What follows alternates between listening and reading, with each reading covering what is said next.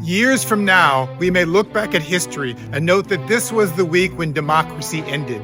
In 1 week in March 2025, MAGA infiltrators breached the guardrails of the Constitution and found no viable resistance. Congress ceded its Article 1 authority to an unelected South African billionaire and gave him unprecedented powers to dismantle the U.S. government. The State Department expelled South Africa's ambassador to the United States for criticizing that billionaire. The Department of Homeland Security began searching college dorm rooms. Immigration and Customs Enforcement arrested a lawful U.S. resident, flew him from New York to Louisiana, deprived him of his constitutional right to counsel, never charged him with a crime, and plans to send him to another country. The Customs and Border Protection Agency deported a lawful U.S. citizen, a 10-year-old girl recovering from brain cancer, and sent her to Mexico. The Department of Education began investigating universities that allowed free speech of which the president disapproved under the guise of rooting out anti-Semitism. While the unelected South African billionaire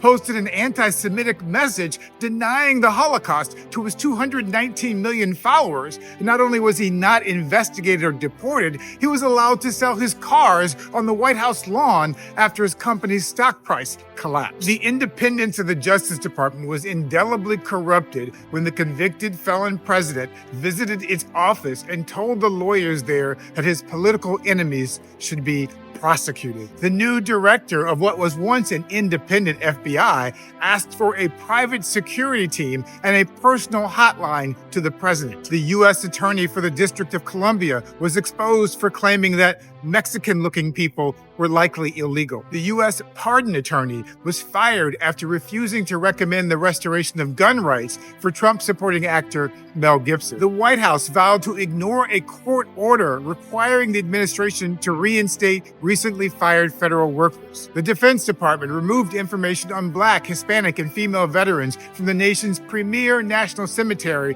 to comply with presidential orders to erase their history. Federal government officials were instructed to erase the words Black, LGBTQ, Native American, transgender, and the Gulf of Mexico from government documents. The president told his followers that it is illegal to boycott Tesla and told the Justice Department that it is illegal for CNN or MSNBC to criticize him. And the U.S. Supreme Court began considering an appeal from the White House to allow the president to nullify the Constitution by executive order and eliminate the 14th Amendment guarantee of birthright citizenship that has stood since the end of American slavery. This is where we are now, America. The alarm bells are warning of impending dictatorship, and it will get a lot worse in the days to come if we allow it.